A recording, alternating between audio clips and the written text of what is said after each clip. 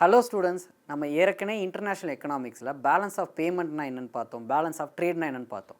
இன்றைக்கி நம்ம என்ன பார்க்க போகிறோம்னா அதோட கண்டினியூட்டியாக ஃபாரின் ரிசர்வ்னா என்னது, எக்ஸ்சேஞ்ச் ரேட்னா என்னது, அது போக டீவேல்யூவேஷன்னா என்னது, அதாவது பண மதிப்பு குறையிறது எப்படி நடக்கும், பண மதிப்பு கூடுறது எப்படி நடக்கும், இதெல்லாம் இன்றைக்கி பார்க்க போகிறோம்.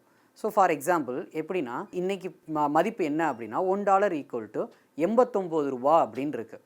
இதுதான் எக்ஸ்சேஞ்ச் ரேட்டு. இதெல்லாம் பற்றி தான் இன்றைக்கி பார்க்க போகிறோம். இது எப்படி டிட்டர்மைன் ஆகுது, இதுக்கும் எக்ஸ்போர்ட்டுக்கும் இம்போர்ட்டுக்கும் என்ன சம்மந்தம் இருக்குது, இது எல்லாமே இன்றைக்கி பார்க்கலாம். சரிங்களா? ஸோ ஃபாரெக்ஸ்னா என்ன, டீவேல்யூவேஷன்னா என்ன, ரீவேல்யூவேஷனா என்ன, டெப்ரிசியேஷன்னா என்ன, அப்ரிசியேஷன்னா என்னன்னு பார்க்க போகிறோம். ஃபஸ்ட்டு அதுக்கு என்ன தெரியணும்னா எக்ஸ்சேஞ்ச் ரேட் அப்படின்னா என்னன்னு தெரியணும். ஸோ எக்ஸ்சேஞ்ச் ரேட்டு பணமாற்று வீதம். இதுக்கு நான் ஒரு கதை சொல்கிறேன், உங்களுக்கு புரியும். நீங்கள் இங்கேருந்து ஃப்ளைட் ஏறி யூஎஸ்க்கு போகிறீங்க. சரியா? யூஎஸ்க்கு போயிட்டு அங்கே இறங்கி வந்துட்டு வெளியே போயிட்டு ஒரு பர்கர் ஷாப் போகிறீங்க, இல்லை ஒரு கேஎஃப்சி போகிறீங்க. அங்கே போயிட்டு நீங்கள் ஒரு பர்கர் வாங்குறீங்க. வாங்கிட்டு நீங்கள் வந்துட்டு இந்தியன் ருப்பியை கொடுக்குறீங்க அதுக்கு பே பண்ணுறதுக்கு. உடனே அந்த பர்சன் என்ன சொல்லுவார், no we won't accept this currency, we need US dollar அப்படின்னு சொல்லுவார். எனக்கு யூஎஸ் டாலர் தான் பே பண்ணணும், எனக்கு இந்தியன் ருப்பி பே பண்ணக்கூடாதுன்னு சொல்லுவார். ஏன்? நம்ம ஏற்கனவே இதை பற்றி பேசியிருக்கோம். மானிட்டரி எக்கனாமிக்ஸில் எங்கே பேசியிருக்கோம் ஞாபகம் இருக்கா? லீகல் டெண்டர்னு ஒரு விஷயத்தில் பேசியிருக்கோம். அப்போ யூஎஸ்க்கு லீகல் டெண்டர் என்ன அப்படின்னா இட்ஸ் யூஎஸ் டாலரு, இந்தியாவுக்கு லீகல் டெண்டர் என்ன அப்படின்னா ருப்பி. சரியா? அப்போ அவர் என்ன சொல்லுவார்னா எனக்கு டாலர் தான் வேணும்னு சொல்லுவார். உடனே நீங்கள் என்ன பண்ணுவீங்க அப்படின்னா பக்கத்துலேயே ஏதாவது எக்ஸ்சேஞ்ச் ரேட்டை எக்ஸ்சேஞ்ச் பண்ணுற சென்டர்ஸ் இருக்கான்னு பார்ப்பீங்க. ஸோ அங்கே போயிட்டு உங்கள் கிட்டே இருக்கிற ரூபாய் எல்லாத்தையும் கொடுத்துட்டு அதுக்கு ஈக்குவலண்ட்டாக டாலர் வாங்கிட்டு வருவீங்க. புரியுதா? இதுதான் எக்ஸ்சேஞ்சு. அதாவது என்கிட்ட இருக்கிற இந்தியன் கரன்சியை கொடுத்துட்டு நான் வந்துட்டு அந்த நாட்டோட கரன்சியை நான் வாங்குகிறேன். விச் மீன்ஸ் என்னது, நான் மாற்றிக்கிறேன், எக்ஸ்சேஞ்ச் பண்ணுறேன். சரியா? இதுதான் எக்ஸ்சேஞ்சுனா என்னங்கிறது. அது கூடயே என்ன ஒரு வார்த்தை இருக்குது, ரேட்டுன்னு ஒரு வார்த்தை இருக்குது, வீதம்னு ஒரு வார்த்தை இருக்குது. அது என்னது அப்படின்னா $1 ஈக்குவல் டு இப்போ எவ்வளோ இருக்குது அப்படின்னா 89 ரூபாவாக இருக்குது. ஓகே, அப்போ என்னென்னா நான் ஒரு டாலர் வாங்கணும்னு வச்சுக்கோங்க, 89 ரூபா கொடுக்கணும். அப்போ ஒரு டாலர் வந்துட்டு 89 ரூபா அப்படிங்கிறது தான் ரேட்டு. சரிங்களா? ஃபார் எக்ஸாம்பிள் 1 சைனீஸ் யுவான், இது வந்துட்டு சைனாவோட கரன்சி. இதை நான் வாங்கணும்னா 9 ரூபா கொடுக்கணும். ஸோ இதுக்கு பேர் தான் எக்ஸ்சேஞ்ச் ரேட்டு. ஓகே, புரியுதா? அப்போ நான் வந்துட்டு வாங்குறப்ப 89 ரூபா கொடுத்தா தான் எனக்கு ஒரு டாலர் கிடைக்கும். சரியா? அது என்னென்னா Indian currencies exchange rate with dollar. புரியுதா? அதே மாதிரி நான் 9 ரூபா கொடுத்தா தான் எனக்கு ஒரு சைனீஸ் யுவான் கிடைக்கும். அப்போ அது என்னென்னா Indian currencies value in respect to the Chinese Yuan.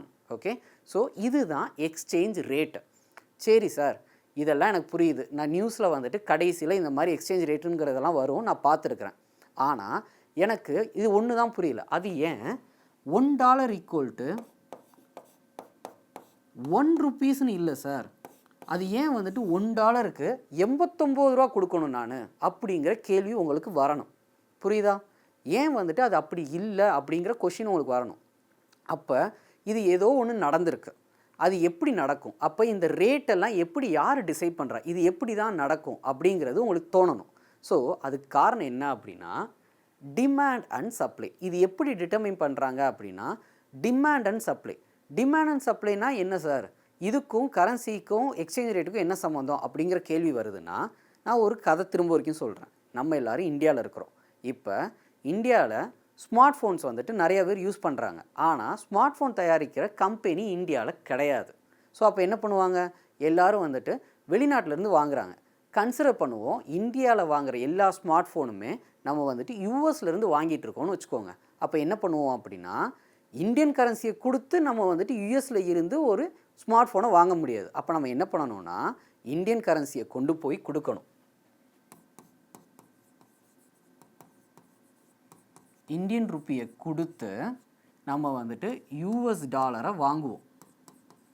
அந்த யூஎஸ் டாலரை வச்சு தான் நம்ம வந்துட்டு அந்த ஸ்மார்ட் ஃபோனை வாங்க முடியும். சரியா? ஸோ அப்போ என்னென்னா இங்கே நம்ம நல்லா கவனிச்சு பாருங்கள், இந்தியன் ருப்பீஸை நீங்கள் கொடுத்து யூஎஸ் டாலரை வேணும்னு டிமாண்ட் பண்ணுறீங்க. ஏன் டிமாண்ட் பண்ணுறீங்க? ஏன்னா யூஎஸில் இருந்தால் உங்களால் ஃபோன் வாங்க முடியும். சரியா? இந்தியாவில் ஸ்மார்ட் ஃபோன் ப்ரொடக்ஷன் கிடையாது. யூஎஸ்லேருந்து மட்டும்தான் வாங்க முடியும் அப்படின்னா, நான் இந்தியன் ருப்பியை கொடுத்துட்டு டாலரை வேணும்னு டிமாண்ட் பண்ணுறேன். அப்படின்னா தான் என்னால் யூஎஸ்லேருந்து ஒரு ஃபோனை வாங்க முடியுங்கிற சினாரியோ இருக்குது. சரியா? அப்போ இதுதான் டிமாண்ட் அண்ட் சப்ளை. அப்போ ஒரு நாட்டோட ப்ரொடக்ஷனை பொறுத்து, ஒரு நாட்டோட ஏற்றுமதியை பொறுத்து தான் இது எல்லாமே இருக்குது. அப்போ யூஎஸ் வந்துட்டு நிறைய இந்தியாவுக்கு எக்ஸ்போர்ட் பண்ணுறாங்கன்னு வச்சுக்கோங்களேன். என்ன நடக்கும் அப்படின்னா, இந்திய நாட்டோட மதிப்பு வந்துட்டு குறைய ஆரம்பிக்கும், யூஎஸ் டாலரோட மதிப்பு கூட ஆரம்பிக்கும். ஸோ இப்போ இதை எக்ஸாம்பிளோடய சொல்கிறேன். $1 = 1 ரூபின்னு இருந்திருக்கு. சரியா? எப்போ அப்படின்னா 1947 அந்த டயத்தில் இப்படி இருக்குதுன்னு வச்சுக்கோங்க. இப்போ என்ன நடக்குதுன்னா, இந்தியாவில் வந்துட்டு அப்போ வந்துட்டு வீட் ப்ரொடக்ஷனோ இல்லை ரைஸ் ப்ரொடக்ஷனோ இல்லை வந்துட்டு ஒரு மெஷின்ஸோட ப்ரொடக்ஷனோ எதுவுமே கிடையாது. ஸோ அப்படி இருக்கிறப்ப எல்லாத்தையுமே என்ன பண்ணணும், நம்ம வந்துட்டு வெளிநாட்டில் இருந்தால் இம்போர்ட் பண்ணணும். கன்சிடர் பண்ணிக்கோங்க, நம்ம யூஎஸ்லேருந்து எல்லாத்தையும் வாங்குகிறோன்னு வச்சுக்கோங்க. அப்போ என்ன ஆகும்னா, இப்போ இந்த இடத்துல இந்த யூஎஸ் டாலரை வந்துட்டு ஒரு கரன்சியாக வைக்காமல் அது ஒரு ப்ராடக்டாக, ஒரு பொருளாக திங்க் பண்ணி பாருங்கள். சரியா? அதாவது என்னென்னா, நம்ம ஏற்கனவே இன்ஃப்ளேஷன் ஒரு டாபிக் படிச்சிருக்கோம். அதில் டிமாண்ட் புல் இன்ஃப்ளேஷன் ஒன்று படிச்சிருக்கோம். அதில் என்ன சொல்லியிருப்போம் அப்படின்னா, ஒரு ப்ராடக்டை நிறையா பேர் டிமாண்ட் பண்ணாங்கன்னா அதோட ப்ரைஸ் கூடும் அப்படின்னு பேசியிருக்கோம். சரியா? அப்போ இங்கே டாலரை வந்துட்டு ஒரு ப்ராடக்ட்னு நினச்சிக்கோங்க. இங்கே வந்துட்டு என்னென்னா, எனக்கு டாலர் நிறையா வேணும். அப்படி டாலர் நிறையா இருந்தால் தான் என்னால் யூஎஸ்லேருந்து நிறையா பொருள் வாங்க முடியும். அப்போ என்ன ஆகும்னா, ஒரு டாலர் ₹1 இருக்குதுன்னு வச்சுக்கோங்களேன். அதுக்கடுத்து டாலர் நிறையா வேணும், அப்படின்னா தான் டாலர் வச்சு நான் நிறையா பொருள் வாங்க முடியுங்கிறப்ப இந்த ₹1 ₹2 மாறும், ₹2 ₹10 மாறும். சரியா? அடுத்து ₹50 மாறும், அடுத்து ₹80 மாறும். இப்படி அதோட மதிப்பு கூடிக்கிட்டே போகும். சரியா? அப்போ அந்த டாலரோட மதிப்பு இப்போ என்ன ஆயிடுச்சு அப்படின்னா ₹89 மாறிடுச்சு. ஓகே. ஸோ இப்போ நான் ஒரு யூஎஸ்லேருந்து ஒரு பொருளை வாங்கணும்னா ₹89 கொடுத்து ஒரு டாலரை வாங்கி அது மூலமாக தான் ஒரு ப்ராடக்டை வாங்க வேண்டியதாக இருக்குது. ஸோ இப்போ புரியுதா? It's purely based on the demand and supply. அப்போ ஒரு கண்ட்ரியில் நிறைய ப்ரொடக்ஷன் நடந்து நிறைய ப்ராடக்டை அவங்க எக்ஸ்போர்ட் பண்ணுறாங்க அப்படின்னா அந்த நாட்டோட கரன்சியோட மதிப்பு கூடும். ஏன்னா இப்போ இதை அப்படியே ஆப்போசிட்டாக திங்க் பண்ணி பாருங்களேன். யூஎஸில் வந்துட்டு எந்த ப்ரொடக்ஷனுமே நடக்கலை, இந்தியாவில் நிறைய ப்ரொடக்ஷன் நடக்குது. யூஎஸில் இருக்கிற எல்லாரும் இந்தியாவிலேருந்து பொருள் வாங்குறாங்கன்னு வச்சுக்கோங்க. அப்போ என்ன நடக்கும், அவங்க டாலரை கொடுத்துட்டு இந்தியன் ருப்பீஸை வாங்கி அது மூலமாக ஒரு பொருள் வாங்குவாங்க. கரெக்டு தானே? ஸோ அப்போ என்ன ஆகுனா, கொஞ்சம் கொஞ்சமாக வந்துட்டு இந்தியன் ருப்பியோட மதிப்பு கூட ஆரம்பிச்சிடும். ஸோ இப்படி நடந்துருந்துச்சுன்னு வச்சுக்கோங்க. நான் இப்போ சொல்கிற மாதிரி சினாரியோ நடந்துருந்துச்சுன்னா ₹1 என்ன ஆயிருக்கும் அப்படின்னா $89 மாறி இருக்கும். இந்தியா வந்துட்டு நிறையா பொருளை ப்ரொடியூஸ் பண்ணி எக்ஸ்போர்ட் பண்ணுற ஆளாக இருந்திருந்தா. ஓகே. ஸோ இந்த சினாரியோ அப்போ எப்படின்னா, it's purely based on the demand and supply. இதை தாண்டி வந்துட்டு இன்வெஸ்ட்மெண்ட்ஸ் இதெல்லாம் இருக்குது. ஆனால் மேஜராக நம்ம எதை பற்றி பேசுவோம்னா, இந்த டிமாண்ட் அண்ட் சப்ளையை பொறுத்து தான் இப்போ $1 = ₹89, $1 Chinese yuan = ₹9 இப்படியெல்லாம் மாறி இருக்கு. புரிஞ்சதா? ஸோ இப்படி தான் இது நடக்குது. இப்போ இதை வச்சே வந்துட்டு நம்ம அப்ரிசியேஷன்னா என்ன, டிப்ரிசியேஷன் என்னென்னாங்கிறதெல்லாம் அடுத்து பார்க்கலாம். அதாவது என்னென்னா, ஒரு நாட்டோட கரன்சியோட மதிப்பு கூடுதோ இல்லை குறையுது, இது எப்படி நடக்குதுங்கிறத அடுத்து நம்ம பார்க்க போகிறோம். ஸோ ஃபார் எக்ஸாம்பிள் இப்போ டெப்ரிசியேஷன்னா என்னென்னு நம்ம பார்க்கலாம். சரியா? அதாவது இந்திய நாட்டோட மதிப்பு வந்துட்டு, இந்திய நாட்டோட கரன்சியோட மதிப்பு குறையிறது, அதான் வந்துட்டு என்னென்னா டெப்ரிசியேஷன். எந்த நாட்டு கரன்சியோட கம்பேர் பண்ணும்போது அது குறையுதோ அது வந்து டெப்ரிசியேஷன், அப்ரிசியேஷன் சொல்லுவாங்க. ஃபார் எக்ஸாம்பிள் இங்கே பாருங்கள், $1 வந்துட்டு ₹25 இருக்குது. இப்போ என்ன ஆயிருக்குன்னா, $1 வந்துட்டு ₹50 மாறி இருக்குது. அப்படின்னா என்ன அர்த்தம், முன்னாடி நான் வெறும் ₹25 கொடுத்தாலே எனக்கு $1 கிடச்சிச்சு. சரியா? இப்போ நான் வந்துட்டு ₹50 கொடுத்தா தான் எனக்கு $1 கிடைக்கும். அப்படின்னா என்னது, 2 $25 கொடுத்தா தான் எனக்கு $1 கிடைக்கும். கரெக்டாக? அப்போ என்னென்னா, நம்ம நாட்டோட கரன்சியோட மதிப்பு குறையுது, டாலரோட மதிப்பு வந்துட்டு கூடுது. ஓகே. இதுக்கு பேர் தான் டெப்ரிசியேஷன். அப்போ என்னென்னா, இந்தியாவில் இருந்து நம்ம வந்துட்டு என்னென்னா கன்சிடர் பண்ணிக்கோங்க, $1 இப்போ ₹25 இருக்குது. ஓகே. இந்தியாவில் இருக்கிற எல்லாரும் வந்துட்டு என்னென்னா வெளிநாட்டில் இருந்து நிறையா ப்ராடக்ட் வாங்குறாங்க. கன்சிடர் பண்ணிக்கோங்க, யூஎஸ்லேருந்து நிறையா ப்ராடக்ட் வாங்கிட்டே இருக்காங்கன்னா அப்போ என்ன பண்ணணும், அவங்களுக்கு டாலர் தேவை.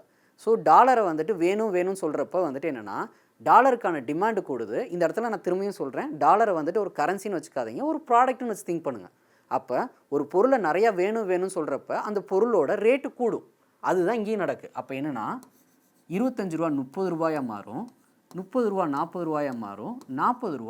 40 மாறும். ஓகே, அப்போ நீங்கள் வெளியிருந்து நிறையா பொருளை கன்சியூம் பண்ணுறீங்க, நிறையா பொருளை இம்போர்ட் பண்ணுறீங்கன்னா நம்ம நாட்டோட கரன்சியோட மதிப்பு குறையும். அதுக்கு பேர் தான் டெப்ரிசியேஷன். ஓகே, அதனால தான் முன்னாடி $1 வந்துட்டு எனக்கு $25 கிடச்சிச்சு. இப்போ $1 வந்துட்டு என்னென்னா எனக்கு $50 ஆகுது. ஓகே, அப்போ என்னென்னா முன்னாடி நான் வந்துட்டு $25 எனக்கு $1 கிடச்சி, இப்போ நான் 2 $25 கொடுத்தா தான் $1 கிடைக்கும். அதுக்கு காரணம் என்ன, நீங்கள் எல்லாரும் வந்து டாலர் வேணும்னு டிமாண்ட் பண்ணுறீங்க. நீங்கள் எல்லாரும் வெளிநாட்டு ப்ராடக்ட் வேணும் டிமாண்ட் பண்ணுறதுனால இந்திய நாட்டு கரன்சியோட மதிப்பு குறையுது. ஸோ இதுக்கு பேர் தான் டெப்ரிசியேஷன் சொல்லுவாங்க. சரியா, பண மதிப்பு குறைகிறது. ஓகே, இது எல்லாமே எதில் நடக்குதுன்னா பியூராக டிமாண்ட் அண்ட் சப்ளையில் நடக்குது. நம்ம மக்கள் வந்துட்டு என்னென்னா வெளிநாட்டு ப்ராடக்ட்டை நிறையா கன்சியூம் பண்ணுறப்ப இது நடக்கும். ஓகே, இதுக்கு பேர் தான் டெப்ரிசியேஷன். அடுத்து என்னென்னா இதுக்கு அப்படியே ஆப்போசிட்டு அப்ரிசியேஷன். அப்ரிசியேஷனா எப்படின்னா, இப்போ அதே மாதிரி எடுத்துக்கிடுவோம். $1 வந்துட்டு $50 இருக்குது. சரியா, இப்போ $1 வந்துட்டு $25 மாறுது. அப்போனா என்ன நடக்குது, முன்னாடி நான் 2 $25 கொடுத்தா தான் எனக்கு $1 கிடைக்கும். இப்போ நான் ஒரு $25 கொடுத்தாலே எனக்கு $1 கிடைக்குது. அப்போ என்ன சொல்ல வருது அப்படின்னா, இந்திய நாட்டோட பணத்தோட மதிப்பு கூடுது. புரியுதா? முன்னாடி வந்துட்டு நான் $50 கொடுத்தா தான் எனக்கு $1 கிடச்சி, இப்போ $25 கொடுத்தாலும் எனக்கு $1 கிடைக்குதுன்னா அப்போ என்னென்னா இந்திய நாட்டோட பணத்தோட மதிப்பு கூடுதுன்னு அர்த்தம். இது எப்படி சார் கூடும்? ரொம்ப சிம்பிள். எல்லாரும் இங்கே நிறையா ப்ரொடியூஸ் பண்ணி வெளிநாட்டுக்கு எக்ஸ்போர்ட் பண்ணுறோன்னு வச்சுக்கோங்க. அப்போ என்னென்னா யூஎஸில் இருக்கிறவங்க எல்லாரும் இங்கே வந்து ப்ராடக்ட்டை வந்து கன்சியூம் பண்ண ஆரம்பிச்சிட்டாங்கன்னா அப்போ இங்கே அவங்க என்ன பண்ணுவாங்க, அவங்களோட டாலர் நம்மக்கிட்ட கொடுத்துட்டு அதுக்கு பதிலாக ருப்பியை வாங்கிட்டு ருப்பியை வச்சு வந்துட்டு இந்தியாவிலேருந்து ஒரு ப்ராடக்டை வாங்கிக்கிட்டு அவங்க நாட்டுக்கு போகிறாங்க, இம்போர்ட் பண்ணுறாங்க. ஓகே, ஸோ இப்படி நடக்கும். ஸோ இதுதான் வந்துட்டு என்னென்னா அப்ரிசியேஷன் ஆஃப் த கரன்சி அப்படின்னு சொல்லுவாங்க. ஸோ அப்போ என்னென்னா நம்ம நிறைய பொருளை எக்ஸ்போர்ட் பண்ணுற ஆளாக இருந்தோன்னா நம்ம நாட்டோட கரன்சியோட மதிப்பு அதிகமாகும். ஓகே, ஸோ நல்லா கவனிச்சுக்கோங்க. முன்னாடி நான் $50 கொடுத்தா தான் எனக்கு $1 கிடச்சி, இப்போ நான் $25 கொடுத்தாலே எனக்கு $1 கிடைக்குது. ஸோ இதுக்கு பேர் தான் அப்ரிசியேஷன் சொல்லுவாங்க. பண மதிப்பு கூடுகிறது. சரியா, ஸோ இப்படியும் நடக்கும். ஸோ இந்த மாதிரி தான் டிமாண்ட் அண்ட் சப்ளையை பொறுத்து வந்துட்டு $1 வந்துட்டு $80 $70 அப்படின்னு மாறிக்கிட்டே இருக்கும். இப்போ நிலமை என்ன அப்படின்னா $1 = 89 ருபீஸில் இருக்குது. விச் மீன்ஸ் என்னென்னா இந்தியன் கரன்சி வந்துட்டு டெப்ரிசியேஷன் ஆகிக்கிட்டு இருக்குன்னு அர்த்தம். அப்போ என்ன அர்த்தம், நம்ம நிறையா வந்துட்டு வெளிநாட்டிலேருந்து இம்போர்ட் பண்ணுறோங்கிறது ஒரு ரீசன். இது போக வந்துட்டு என்னென்னா இன்வெஸ்ட்மெண்ட்டும் ஒரு பார்ட் இருக்குது. சரியா, அந்த அளவுக்கு நம்ம போக வேண்டாம். இன்வெஸ்ட்மெண்ட் நிறையா இந்தியாவுக்குள்ளே வந்துச்சுன்னா அதனாலேயும் வந்துட்டு என்ன நடக்கும்னா இந்தியன் கரன்சி அப்ரிஷியேட் ஆகும். முதலீட்டாளர்கள்லாம் வந்துட்டு வெளிநாட்டுக்கு போயிட்டாங்க அப்படின்னா நம்மளோட கரன்சி டிப்ரிசியேஷனும் ஆகும். ஓகே, ஸோ அதை பொறுத்தும் இருக்குது. நம்ம அந்த கான்செப்ட் வரைக்கும் போக வேண்டாம், நம்ம டிமாண்ட் அண்ட் சப்ளை மட்டுமே வச்சு பேசலாம். ஓகே, ஸோ இதுதான் அப்ரிசியேஷன் டிப்ரிசியேஷன். நல்லா கவனிச்சுக்கோங்க. இது ரெண்டுமே என்னென்னா டிமாண்ட் அண்ட் சப்ளை மார்க்கெட்டை பொறுத்து மக்கள் வந்துட்டு எந்த பொருளை வந்துட்டு வாங்குறாங்க, எந்த பொருளை கன்சியூம் பண்ணுறாங்கிறத பொறுத்து நடக்கிறது. ஓகே, இதை ஒரு கண்ட்ரி தன்னோட கரன்சியோட மதிப்பை தானே குறைக்கிறாங்க இல்லை தன்னோட கரன்சியோட மதிப்பை தானே கூட்டுறாங்க அப்படின்னா அதுக்கு பேர் என்ன அப்படின்னா டீவேல்யூவேஷன் அண்ட் ரீவேல்யூவேஷன் சொல்லுவாங்க. ஓகே, அப்போ டீவேல்யூவேஷன் ரீவேல்யூவேஷன்னா என்னங்கிறத பார்க்க போகிறோம். நல்லா நான் வச்சுக்கோங்க. அப்ரிசியேஷன் டிப்ரிசியேஷன்னா அது தன்னால் நடக்கிறது, மார்க்கெட்டோட டிமாண்ட் அண்ட் சப்ளையை பொறுத்து நடக்கிறது. அதே இது டீவேல்யூவேஷன் இல்லை ரீவேல்யூவேஷன்னா அது எப்படின்னா கவர்மெண்ட்டோட இன்டர்வென்ஷனில் நடக்கிறது. கவர்மெண்ட் வந்துட்டு என்னென்னா தன்னோட நாட்டோட கரன்சியை தானே வந்துட்டு அதோட வேல்யூவை குறைப்பாங்க, இல்லை தன்னோட நாட்டோட கரன்சியோட வேல்யூவை தானே கூட்டி விடுவாங்க. ஓகே, ஸோ இப்படி நடக்கிறதுக்கு பேர் தான் டீவேல்யூவேஷன் ரீவேல்யூவேஷன். புரிஞ்சதா? இதை வச்சு நிறைய தடவை சியூட்டில் கொஷின் கேட்டிருக்கிறாங்க. எப்படி கேட்பாங்க அப்படின்னா கவர்மெண்ட்டோட இன்டர்வென்ஷனில் நடக்கிறது வந்துட்டு டீவேல்யூவேஷனா இல்லை வந்து டெப்ரிசியேஷனா, இந்த மாதிரி கொஷின்ஸ் இருக்கும். ஸோ கவர்மெண்ட் வந்துட்டு இதில் தலையிட்டு தன்னோட நாட்டோட கரன்சியோட மதிப்பை கூட்டுறதோ குறைக்கிறதோ பண்ணுறது வந்துட்டு டீவேல்யூவேஷன் அண்ட் ரீவேல்யூவேஷன். இது ஏன் பண்ணுவாங்கங்கிறத நம்ம பார்க்கலாம். ஸோ ஃபஸ்ட்டு டீவேல்யூவேஷன்னா என்ன? பண மதிப்பு குறைப்பு. நல்லா நான் வச்சுக்கோங்க. அங்கே நம்ம என்ன சொல்லியிருப்போம்னா பண மதிப்பு குறைகிறதுன்னு சொல்லியிருப்போம். அப்போ அது தன்னால் நடக்குதுன்னு அர்த்தம். இங்கே என்னென்னா பண மதிப்பு குறைப்பு. அப்போ யாரோ இதை குறைக்கிறாங்கன்னு அர்த்தம். அதை யார் பண்ணுறாங்கன்னா கவர்மெண்ட் தான் பண்ணுது. அதை ஏன் பண்ணணும்? இப்போ யோசிச்சு பாருங்கள். இந்திய நாட்டோட கரன்சியோட மதிப்பை கவர்மெண்ட்டே எது குறைக்கணும்? புரியுதா? இது ஒரு கேள்வி முதல்ல வரணும். ரெண்டாவது கேள்வி என்ன வரணும்னா அதை எப்படி குறைக்க முடியும் அப்படிங்கிற 2 கேள்வி உங்களுக்கு வரணும். ஃபஸ்ட்டு இது ஏன் குறைக்கணுங்கிறத ஃபஸ்ட் நான் சொல்கிறேன். அதுக்கு முன்னாடி இதை எப்படி பண்ணுறாங்கங்கிறத பார்க்கலாம். ஃபார் எக்ஸாம்பிள் $1 ஈக்குவல் டு 25 ரூபா இருக்குது. சரியா? இப்போ கவர்மெண்ட் என்ன பண்ணுறாங்கன்னா $1 வந்துட்டு 50 ருபீஸ்ன்னு மாற்றுறாங்க. இதுக்கு நான் ஒரு எக்ஸாம்பிளோடய சொல்கிறேன். இப்போ இந்தியாவில் ஒரு ஆப்பிள் அதோட மதிப்பு வந்துட்டு 25 ரூபா. யூஎஸில் ஒரு ஆப்பிளோட மதிப்பு வந்துட்டு $1ன்னு வச்சுக்கோங்க. ஓகே, இப்போ நீங்கள் யூஎஸில் இருக்கிறீங்க, இல்லை யூஎஸில் ஒரு சிட்டிசன் இருக்கார். சரியா? யூஎஸ் சிட்டிசன் என்ன பண்ணுறாரு அப்படின்னா அவர் வந்துட்டு ஒரு ஆப்பிள் வாங்கவும் முடிவு பண்ணுறாரு. அப்போ அவர் வந்துட்டு அங்கே வாங்கினாலும் வந்துட்டு அவருக்கு என்ன ஆக போகுது, $1 கொடுத்து ஒரு ஆப்பிள் கிடச்சிரும். இந்தியாவிலேருந்து அவர் ஒரு ஆப்பிள் வாங்கணும்னு நினச்சாலும் $1 கொடுத்தா 25 ரூபா கிடைக்கும். அப்போ இந்தியாவிலேருந்து அவங்களுக்கு ஒரு ஆப்பிள் தான் கிடைக்க போகுது. அப்போ யூஎஸில் ஒரு ஆப்பிள் வாங்கினாலும் ஒரு ஆப்பிள் தான் கிடைக்க போகுது, இந்தியாவில் ஒரு ஆப்பிள் வாங்கினாலும் ஒரே ஆப்பிள் தான் கிடைக்க போகுது. ஓகே, அப்போ அவர் இந்தியாவிலேருந்து ஏதாவது பொருள் வாங்க போகிறாரா? நான் எதுக்கு வந்துட்டு எனக்கு $1க்கு இங்கே ஆப்பிள் கிடச்சிட போகுது, அதே ஆப்பிள் தான் எனக்கு இந்தியா போய் வாங்கினாலும் கிடைக்க போகுது, அப்புறம் நான் எதுக்கு இந்தியாவில் போய் வாங்கணும் அப்படின்னு அவர் வாங்க மாட்டார். அப்போ இந்தியாவில் இருந்து எக்ஸ்போர்ட் நடக்காது. சரியா? இப்போ என்ன பண்ணுவாங்க அப்படின்னா கவர்மெண்ட் வந்துட்டு $1 50 ரூபான்னு மாற்றுறாங்க. சரியா? அது எப்படி மாற்றுறாங்க அடுத்து பேசலாம். இப்படி மாற்றுறாங்க. இப்படி மாற்றுறதுனால என்ன நடக்கும் அப்படின்னா இப்போ அதே தான் ஒரு ஆப்பிளோட ப்ரைஸ் வந்துட்டு யூஎஸில் வந்துட்டு $1. ஓகே, ஒரு ஆப்பிளோட ப்ரைஸ் இந்தியாவில் வந்துட்டு 25 ரூபா. ஓகே, இப்போ யோசிச்சு பாருங்கள். இப்போ அவர் யூஎஸ்லேருந்து வந்துட்டு ஒரு ஆப்பிள் வாங்குறாருன்னா $1க்கு ஒரு ஆப்பிள் தான் கிடைக்கும். சரியா? அப்போ யூஎஸ்லேருந்து அவர் வாங்கினார்னா ஒரு ஆப்பிள் தான் அவர் கிடைக்க போகுது.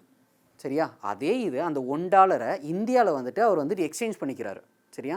எக்ஸ்சேஞ்ச் பண்ணார்னா அவருக்கு 50 ரூபா கிடைக்கும். 50 ரூபானா 2 25 ரூபா. அப்போ என்ன நடக்கும், அவர் 2 ஆப்பிள் வாங்கலாம். அப்போ இந்தியாவில் இருந்து அவர் வந்துட்டு வாங்கினார்னா 2 ஆப்பிள் அவருக்கு கிடைக்கும். சரியா? அப்போ அவர் என்ன பண்ணுவார், ஆஹா யூஎஸில் நான் ஆப்பிள் வாங்கினா ஒரு ஆப்பிள் தான் என்னால் வாங்க முடியும் $1க்கு. அதே $1 நான் இந்தியாவில் போயிட்டு எக்ஸ்சேஞ்ச் பண்ணி வாங்கினேன்னா எனக்கு 50 ரூபா கிடைக்கும், 2 25 ரூபா, அப்போ 2 ஆப்பிள் நான் வாங்கலாம் அப்படின்னு நினச்சிக்கிட்டு என்ன பண்ணுவார்னா இந்தியாவில் இருந்து எல்லா பொருளையும் வந்து வாங்க ஆரம்பிப்பார். அப்போ இந்தியாவிலேருந்து நிறைய எக்ஸ்போர்ட் நடக்க ஆரம்பிக்கும். இப்போ புரியுதா ஏன் வந்து கண்ட்ரி டீவேல்யூவேஷன் பண்ணுறாங்கன்ட்டு? ஏன் டீவேல்யூவேஷன் பண்ணுறாங்கன்னா நிறையா ஏற்றுமதி நடக்கணும் அப்படிங்கிறதுக்காக டீவேல்யூவேஷன் பண்ணுவாங்க. சரியா? இதுக்காக தான் தன்னோட நாட்டோட கரன்சியோட மதிப்பை அவங்களே குறைப்பாங்க. சரியா? இதுக்கு பேர் தான் டீவேல்யூவேஷன். அப்போ எக்ஸ்போர்ட் நிறையா நடக்கணும் அப்படிங்கிறது தான் கவர்மெண்ட்டோட மோட்டிவ். சரி சார், எக்ஸ்போர்ட் நடக்கிறதுனால எனக்கு என்ன கிடைக்க போகுது அப்படின்னு நினச்சிங்கன்னா இப்போ இந்த ஆப்பிளுங்கிற இடத்துல ஒரு கிளாத் வச்சுக்கோங்க. சரியா? ஒரு டெக்ஸ்டைல் இண்டஸ்ட்ரி வச்சுக்கோங்க, இல்லைன்னா ஒரு ஆட்டோமொபைல் இண்டஸ்ட்ரி வச்சுக்கோங்க, காரோ இல்லை பைக்கோ.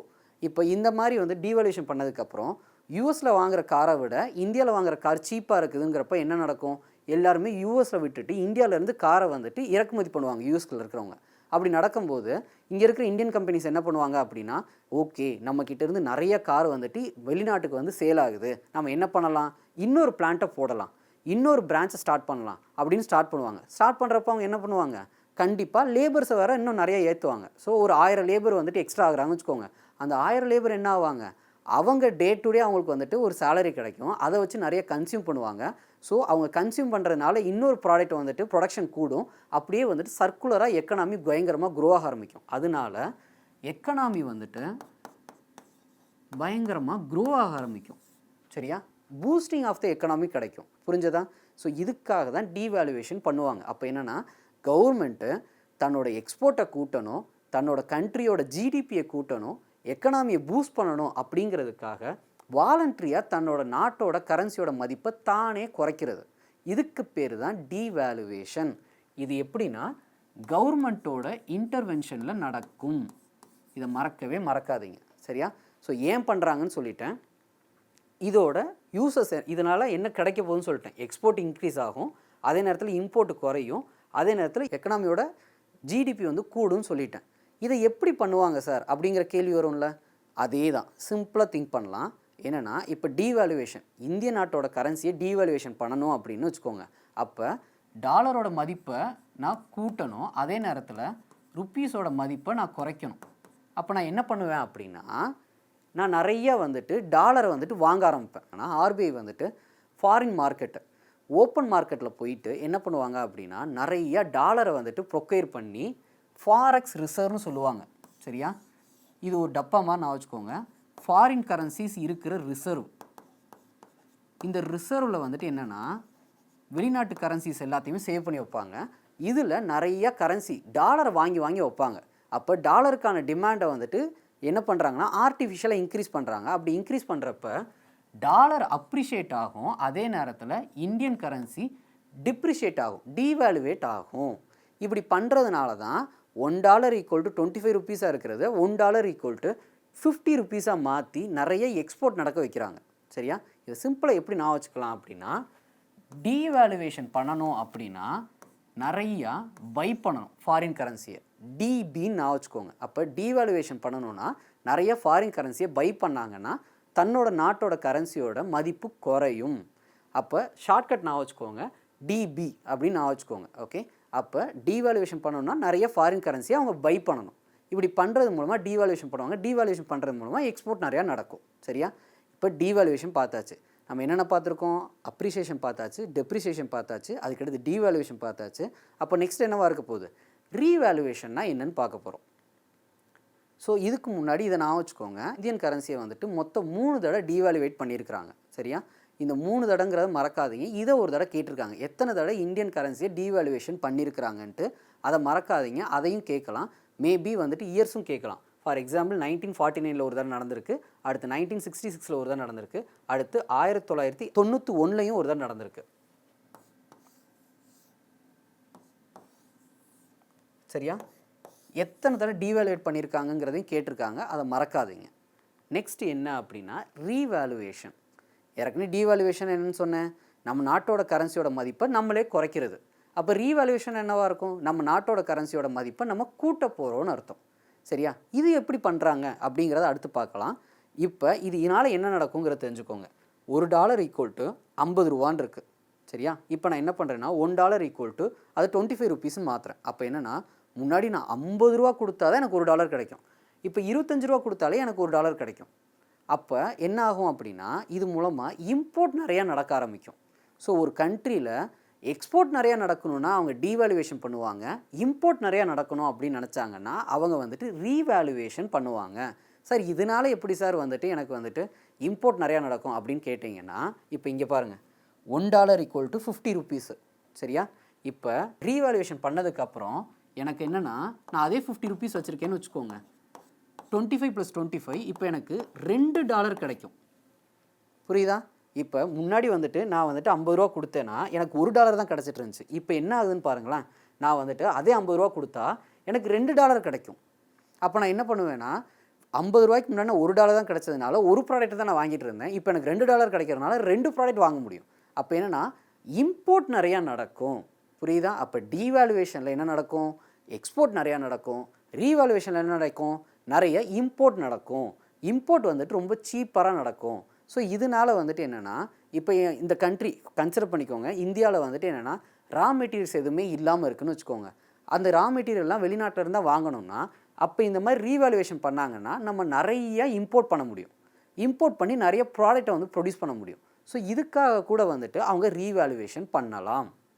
நல்லா நான் வச்சுக்கோங்க, டீவேல்யூவேஷன் பண்ணால் நம்மளுக்கு என்ன நடக்கும்? எக்ஸ்போர்ட் நடக்கும். ரீவேல்யூவேஷன் பண்ணால் நம்மளுக்கு என்ன நிறையா நடக்கும்? இம்போர்ட் நடக்கும். இதை மறக்கவே மறக்காதீங்க. இது நிறையா தடவை சியூஇடியில் கேட்ட கொஷின். சரியா? சரி, இதனால் என்ன பயன்பாடு அப்படின்னு பார்த்தீங்கன்னா இங்கே பாருங்கள். ஸோ எக்ஸ்போர்ட் வந்துட்டு எக்ஸ்பென்சிவ் ஆகும், இம்போர்ட் வந்து சீப்பாகும், ரெடியூசஸ் த இன்ஃப்ளேஷன். அது எப்படி சார் இன்ஃப்ளேஷனை குறைக்கும்? அதாவது இந்தியாவில் ப்ரொடக்ஷன் பண்ண பொருள் ரொம்ப கம்மியாக இருக்குதுன்னு வச்சுக்கோங்க. இப்போ நீங்கள் அந்த கம்மியான பொருளுக்கு நிறையா பேர் ஃபைட் பண்ணிகிட்டு இருந்தாங்கன்னா என்ன நடக்கும்? இன்ஃப்ளேஷன் நடக்கும்.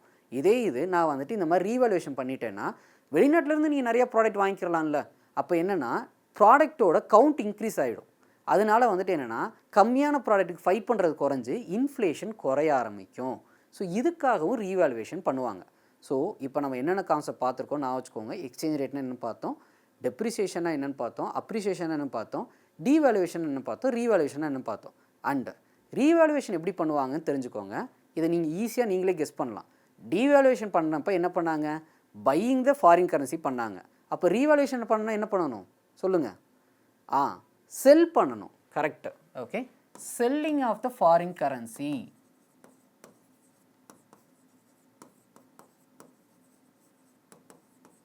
Selling of the foreign currency வந்துட்டு ரீவேல்யூவேஷனை க்ரியேட் பண்ணும், அது இம்போர்ட்டை இன்க்ரீஸ் பண்ணும்.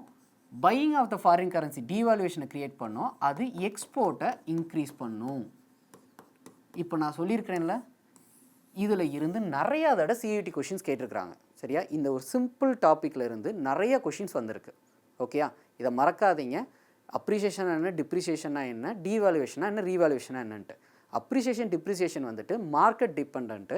இதே இது டீவேல்யூவேஷன் ரீவேல்யூவேஷனுங்கிறது வந்துட்டு என்ன, கவர்மெண்ட் வந்துட்டு உள்ளே புகுந்து இதை மாற்றுறாங்க, அதோட எக்ஸ்சேஞ்ச் ரேட்டை மாற்றுறாங்க. சரியா? இதில் வந்து நிறைய தடவை கொஷின் வந்திருக்கு, இதை மறக்காதீங்க. நெக்ஸ்ட்டு என்ன அப்படின்னா, அதுக்கடுத்து எக்ஸ்சேஞ்ச் ரேட் சிஸ்டம்னா என்னன்னு பார்க்க போகிறோம்.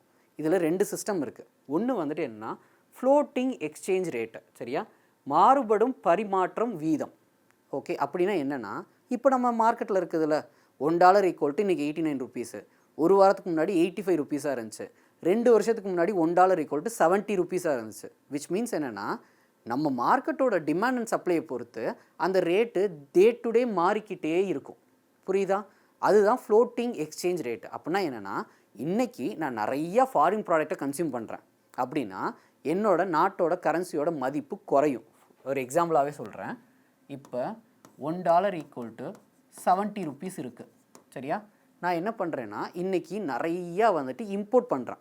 அப்படி இம்போர்ட் பண்ணேன்னா என்ன ஆகும்னா, கரன்சியோட மதிப்பு குறைஞ்சிரும். நாளைக்கு பார்க்கும்போது $1 75 மாறும். அடுத்த நாள் என்ன பண்ணுறேன் அப்படின்னா, நான் நிறைய எக்ஸ்போர்ட் பண்ணுறேன்னு வச்சுக்கோங்க. அப்போ என்ன ஆகும்னா, $1 ஈக்குவல் டு 65 ருபீஸாக மாறும். இப்படி டே டு டே சேஞ்ச் ஆகிக்கிட்டே இருக்கும். ஓகே, இதுதான் ஃப்ளோட்டிங் எக்ஸ்சேஞ்ச் ரேட்டு. சரியா? தினந்தோறும் மாறுபாடுகள் இருந்துக்கிட்டே இருக்கும். Okay, based on the purely demand and supply, இதை பொறுத்து இது மாறிக்கிட்டே இருக்கும். இதுக்கு பேர் தான் ஃப்ளோட்டிங் எக்ஸ்சேஞ்ச் ரேட்டு. சரியா? இதே இது ஃபிக்ஸட் எக்ஸ்சேஞ்ச் ரேட்னா என்னென்னா, கவர்மெண்ட் வந்துட்டு இதை கண்ட்ரோல் பண்ணுவாங்க. சரியா? கவர்மெண்ட் இதை எப்படி சார் கண்ட்ரோல் பண்ணுவாங்கன்னா, நம்ம ஏற்கனவே பேசணும், டீவேல்யூவேஷன் ரீவேல்யூவேஷன் ஒன்று சொன்னோம். இப்போ $1 ஈக்குவல் டு 80 ருபீஸாக இருக்கணும்னு வந்துட்டு கவர்மெண்ட் முடிவு பண்ணிருச்சு. சரியா? இப்படி ஃபிக்ஸடாக முடிவு பண்ணிட்டாங்கன்னு வச்சுக்கோங்க. அப்போ என்ன பண்ணுவாங்க அப்படின்னா, இன்றைக்கி நிறைய எக்ஸ்போர்ட் நடந்துச்சுன்னா என்ன ஆகும், $1 ஈக்குவல் டு 75 ருபீஸாக மாறும். அப்போ உடனே என்ன பண்ணுவாங்க அப்படின்னா, கரன்சியை டீவேல்யூட் பண்ணவும் முடிவு பண்ணுவாங்க, நிறைய ஃபாரின் கரன்சியை பை பண்ணுவாங்க. ஓகே, இதே இது $1 ஈக்குவல் டு 85 ருபீஸாக போயிடுச்சுன்னா இவங்க என்ன பண்ணுவாங்கன்னா, நிறைய செல்லிங் ஆஃப் த ஃபாரின் கரன்சியை பண்ணி திரும்ப ஒருக்க வந்துட்டு $1 ஈக்குவல் டு 80 ருபீஸாக மாற்றுவாங்க. இப்படி டே டு டே வந்துட்டு கவர்மெண்ட் உள்ளே போயிட்டு பை பண்ணுறதும் செல் பண்ணுறதும் பண்ணி இந்த எக்ஸ்சேஞ்ச் ரேட்டை ஃபிக்ஸடாக வச்சுருப்பாங்க. சரியா? இதுக்கு பேர் தான் ஃபிக்ஸட் எக்ஸ்சேஞ்ச் ரேட்டு. ஸோ ரொம்ப சிம்பிள். இது வந்துட்டு என்னென்னா, மார்க்கெட் டிமாண்ட் அண்ட் சப்ளை பொறுத்து மாறிக்கிட்டே இருக்கும். அதே இது ஃபிக்ஸட் எக்ஸ்சேஞ்ச் ரேட்டுங்கிறது வந்துட்டு என்ன, கவர்மெண்ட் வந்துட்டு உள்ளே புகுந்து இதோட எக்ஸ்சேஞ்ச் ரேட்டை மாற்றிக்கிட்டே இருப்பாங்க. அதுதான் வந்துட்டு ஃபிக்ஸட் எக்ஸ்சேஞ்ச் ரேட்டு. இதை மறக்காதீங்க. நெக்ஸ்ட் என்ன அப்படின்னா, types of exchange rate. Types of exchange ரேட்டில் ஃபஸ்ட்டு நாமினல் எக்ஸ்சேஞ்ச் ரேட்டு. சரியா? நாமினல் எக்ஸ்சேஞ்ச் ரேட்னா ஒன்றும் கிடையாது. நான் ஃபஸ்ட்டு ஒரு எக்ஸாம்பிள் சொன்னேன்.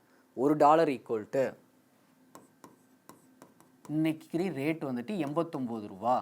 ஒரு சைனீஸ் யுவான் வந்துட்டு இன்னைக்கு மதிப்புக்கு 9 ரூபா. இப்படின்லாம் நான் சொன்னேன்ல, இதுதான் normal exchange rate. Day to day இதை மாறிக்கிட்டே இருக்கும்ல, இதை தான் நியூஸ்லேயும் போடுவாங்க. சரியா? நார்மல் எக்ஸ்சேஞ்ச் ரேட்னா நீங்கள் டே டு டே வந்துட்டு இன்றைக்கி நாட்டு கரன்சியோட மதிப்பு எவ்வளோ இருக்குது அப்படின்னு சொல்கிறது தான் நார்மல் எக்ஸ்சேஞ்ச் ரேட்டு. ஓகே, ஆனால் ஒரு நாட்டோட உண்மையான எக்கனாமிக் பொசிஷனை காட்டாது. எல்லோரும் எப்படி நினைப்போனா, சார் பாருங்கள் சார், $1 நம்ம 89 ரூபா கொடுக்க வேண்டியதாக இருக்குது. அப்போ யூஎஸ் தான் வந்துட்டு ரொம்ப வந்துட்டு க்ரோத்தில் இருக்கிறாங்க, இந்தியா வந்து க்ரோத்லேயே இல்லை அப்படிங்கிற மாதிரி நம்ம முடிவு பண்ணக்கூடாது. ஏன்னா நார்மல் எக்ஸ்சேஞ்ச் ரேட்டில் வந்துட்டு என்னென்னா, ஜஸ்ட் இன்றைக்கி மார்க்கெட்டில் என்ன எக்ஸ்சேஞ்ச் ரேட் இருக்குங்கிறது மட்டும்தான் சொல்லும். ஓகே, ஆனால் உண்மையான நிலவரம் என்ன, உண்மையான எக்கனாமிக் பொசிஷன் என்ன அப்படிங்கிறத கண்டுபிடிக்கணும் அப்படின்னா நம்ம நார்மல் எக்ஸ்சேஞ்ச் ரேட் யூஸ் பண்ணக்கூடாது. அதுக்கு நம்ம யூஸ் பண்ண வேண்டியது என்னென்னா, ரியல் எக்ஸ்சேஞ்ச் ரேட்டை யூஸ் பண்ணணும். இந்த ரியல் எக்ஸ்சேஞ்ச் ரேட்டை நான் சிம்பிளாக சொல்கிறேன். அதாவது என்னென்னா, இந்தியாவில் நான் வந்துட்டு போயிட்டு ஒரு பீஸா வாங்குகிறேன். அந்த பீஸாவோட ரேட் வந்துட்டு 100 ரூபா.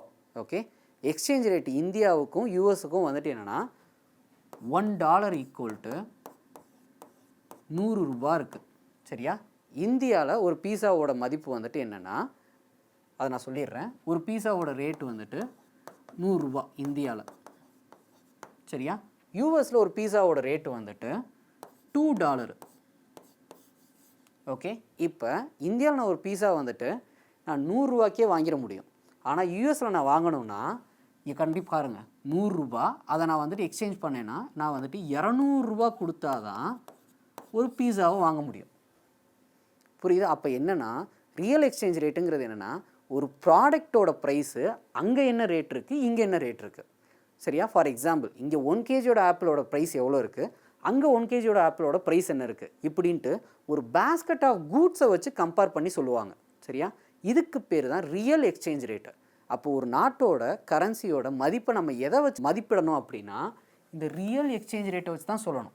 அப்போ இதுலேருந்து என்ன தெரியுதுன்னா இந்தியன் கரன்சி வந்துட்டு இன்ஃப்ளேஷன் ஆகலைன்னு அர்த்தம். ஆனால் யூஎஸில் வந்துட்டு இன்ஃப்ளேஷன் அதிகமாக இருக்குதுன்னு அர்த்தம். அதனால தான் இந்தியாவில் 100 ரூபாய்க்கே எனக்கு பீஸா கிடைக்குது. ஆனால் யூஎஸில் நான் 200 ரூபா கொடுத்தா தான் எனக்கு பீஸா கிடைக்கும். 200 ரூபா கொடுத்து நான் $2 கொடுத்தா தான் எனக்கு $2க்கு ஒரு பீஸா கிடைக்கும். அப்போ என்னென்னா அங்கே பீஸாவோட மதிப்பு அதிகமாக இருக்குது, இன்ஃப்ளேஷன் ஆகிருக்கு. ஆனால் இந்தியாவில் அப்படி இல்லை. இன்ஃப்ளேஷன் ஆகிருக்கிறத ஏன் நான் ரொம்ப ஸ்பெசிஃபிக்காக பேசுகிறேன் அப்படின்னா இன்ஃப்ளேஷன் என்ன சொல்லுது அப்படின்னா நிறைய டிமாண்ட் இருக்குது, அதுக்கு ஈக்குவலண்ட்டான சப்ளை அவங்களால பண்ண முடியலைங்கிறத சொல்லுது. இந்தியாவில் இன்ஃப்ளேஷன் கம்மியாக இருக்குதுன்னா இங்கே எவ்வளோ தான் டிமாண்ட் இருந்தாலும் அதுக்கு ஈக்குவலண்ட்டாக சப்ளை பண்ணுறதுக்கு இந்தியாவுக்கு வந்துட்டு திறன் இருக்குது அப்படிங்கிறத காட்டுது. ஆனால் யூஎஸில் என்ன இருக்குது, அவங்களுக்கு டிமாண்ட் அதிகமாக இருக்குது ஆனால் அதை ஈக்குவலண்ட்டாக சப்ளை பண்ணுறதுக்கான திறன் இல்லைங்கிறத காட்டுது. அப்போ ரியல் எக்ஸ்சேஞ்ச் ரேட்டை வச்சு தான் ஒரு கண்ட்ரியை வந்துட்டு நீங்கள் வந்துட்டு மதிப்பீடு செய்யணும். நார்மல் எக்ஸ்சேஞ்ச் ரேட் என்னென்னா டே டு டே இருக்கிற இதை காட்டும், அவ்வளோதான். மற்றபடி இங்கே ஒரு நான் பொருளை வாங்குகிறேன், அதே பொருளை நான் யூஎஸில் வாங்குறேன்னா அதுக்கு நான் எவ்வளோ செலவு பண்ண வேண்டியது இருக்குது, எவ்வளோ எக்ஸ்ட்ரா கொடுக்க வேண்டியதாக இருக்குது அப்படிங்கிற கம்பேரிசனை வச்சு தான் ஒரு நாட்டோட பொருளாதாரத்தையோ இல்லை ஒரு நாட்டோட க்ரோத்தையோ நான் முடிவு பண்ண முடியும். அப்போ இந்த ரியல் எக்ஸ்சேஞ்ச் ரேட்டை எப்படி கால்குலேட் பண்ணணும் அப்படின்னா இதுக்கு ஒரு ஃபார்முலா இருக்குது. அது என்னென்னா இங்கே பாருங்கள், real exchange rate is equal to nominal exchange rate into price in foreign by price in domestic region. இதை போட்டு தான் நம்ம கண்டுபிடிப்போம். இதை இப்போ இதில் வந்துட்டு சப்ஸ்டியூட் பண்ணுறீங்கன்னு வச்சுக்கோங்களேன். நார்மல் எக்ஸ்சேஞ்ச் ரேட் எவ்வளோ இருக்குது, 100 ரூபா இருக்குது. சரியா? ப்ரைஸ் இன் லெவல் இந்த ஃபாரின் கண்ட்ரி, ப்ரைஸ் லெவல் இந்த ஃபாரின் கண்ட்ரி $2. இந்தியாவில் வந்துட்டு ப்ரைஸ் லெவல் வந்துட்டு எவ்வளோ இருக்குது, 100 ரூபா. அப்போ 2ன்னு வருது. அப்போ ரியல் எக்ஸ்சேஞ்ச் ரேட் வந்துட்டு 2ன்னு காட்டுதுங்க. சரியா? அப்போ இதுலேருந்து என்ன தெரியுதுன்னா இந்திய நாட்டோட மதிப்பில் வச்சு பார்க்குறப்ப வந்துட்டு என்னன்னா இந்தியாவில் இன்ஃப்ளேஷன் கம்மியாக இருக்குது, ஆனால் யூஎஸில் இன்ஃப்ளேஷன் அதிகமாக இருக்குது. ஸோ முதலீட்டுக்காரங்க எல்லாம் என்ன பண்ணுவாங்க அப்படின்னா இந்த இன்வெஸ்ட்மெண்ட் பண்ணுறவங்கெல்லாம் இந்த ரியல் எக்ஸ்சேஞ்ச் ரேட்டை பார்த்து தான் வந்துட்டு ஒரு கண்ட்ரியில் இன்வெஸ்ட் பண்ணலாமா வேண்டாமான்ங்கிறது முடிவு பண்ணுவாங்க. ஏன்னா யூஎஸில் பாருங்களேன் நிறைய இன்ஃப்ளேஷன் நடந்துகிட்ருக்கு, ஆனால் இந்தியாவில் நிறைய இன்ஃப்ளேஷன் இல்லை. அப்போ நான் இந்தியாவில் இன்வெஸ்ட் பண்ணாதான் எனக்கு நிறைய ப்ராஃபிட் கிடைக்கும் அப்படின்னு சொல்லி இந்த முதலீட்டுக்காரங்கெல்லாம் என்ன பண்ணுவாங்கன்னா இந்த ரியல் எக்ஸ்சேஞ்ச் ரேட்டை வச்சு தான் முடிவே எடுப்பாங்க. ஸோ இன்வெஸ்ட்மெண்ட்ஸை வந்து முடிவு எடுக்கும்போது நீங்கள் நார்மல் எக்ஸ்சேஞ்ச் ரேட் பார்க்கக்கூடாது, ரியல் எக்ஸ்சேஞ்ச் ரேட் தான் பார்க்கணும் அப்படிங்கிறது தான். ஓகே, அப்போ ரியல் எக்ஸ்சேஞ்ச் ரேட் தான் ரொம்ப இம்பார்ட்டண்டான ஒன்று, மறக்காதீங்க. சரியா? நெக்ஸ்ட் என்ன அப்படின்னா இதுக்கான எக்ஸாம்பிள் தான் போட்டிருக்கிறேன். அடுத்து என்ன அப்படின்னா எஃப்டிஐ, ஃபாரின் டைரக்ட் இன்வெஸ்ட்மெண்ட்டு. அதாவது வெளிநாட்டில் இருந்து வந்துட்டு நேரடி முதலீடுகள். நேரடி முதலீடுனா ஒன்றும் கிடையாது, அவங்க இங்கேயே வந்து ஒரு கம்பெனி ஸ்டார்ட் பண்ணுவாங்க. ஃபார் எக்ஸாம்பிள் இப்போ என்னென்னா ஆப்பிள் இருக்குது, ஐஃபோனை வந்துட்டு அவங்க வந்துட்டு யூஎஸில் தயாரிச்சிட்ருக்காங்க. இந்தியாவில் நிறைய கன்சியூமர்ஸ் இருக்கிறாங்கிறத முடிவு பண்ணிவிட்டு அவங்க இங்கேயே வந்துட்டு ஒரு பிளான்ட்டை போட்டு இங்கேயே வந்து ப்ரொடக்ஷன் ஸ்டார்ட் பண்ணுறாங்கன்னா அதுக்கு பேர் தான் ஃபாரின் டைரக்ட் இன்வெஸ்ட்மெண்ட்டு. இப்படி ஃபாரின் டைரக்ட் இன்வெஸ்ட்மெண்ட் பண்ணுறதுனால எம்ப்ளாய்மெண்ட் ஆப்பர்ச்சுனிட்டி நிறைய ஜென்ரேட் ஆகும், இந்தியாவுக்கு நிறையா வந்துட்டு க்ரோத் கிடைக்கும். சரியா? இதுதான் எஃப்டிஐனா என்னங்கிறது. ஓகே, ஸோ இன்றைக்கி டாப்பிக்கில் வந்துட்டு என்னென்னா நம்ம அப்ரிஷியேஷன், டிப்ரிஷியேஷன், டீவேல்யூவேஷன், ரீவேல்யூவேஷன், அதுக்கப்புறம் எக்ஸ்சேஞ்ச் ரேட் சிஸ்டம்னா என்னன்னு பார்த்தோம். அதுக்கப்புறம் நார்மல் எக்ஸ்சேஞ்ச் ரேட்னா ரியல் எக்ஸ்சேஞ்ச் ரேட்னா என்னங்கிறதே பார்த்துட்டோம். சரியா? இதோட இன்டர்நேஷ்னல் எக்கனாமிக்ஸ் முடியுது. ஸோ இதை தாண்டி வந்துட்டு உங்களுக்கு ஏதாவது டவுட் இருந்துச்சுன்னா நீங்கள் கிரவுண்ட் டீச்சர்லேருந்து வந்துட்டு எங்களை காண்டாக்ட் பண்ணலாம். தேங்க்யூ.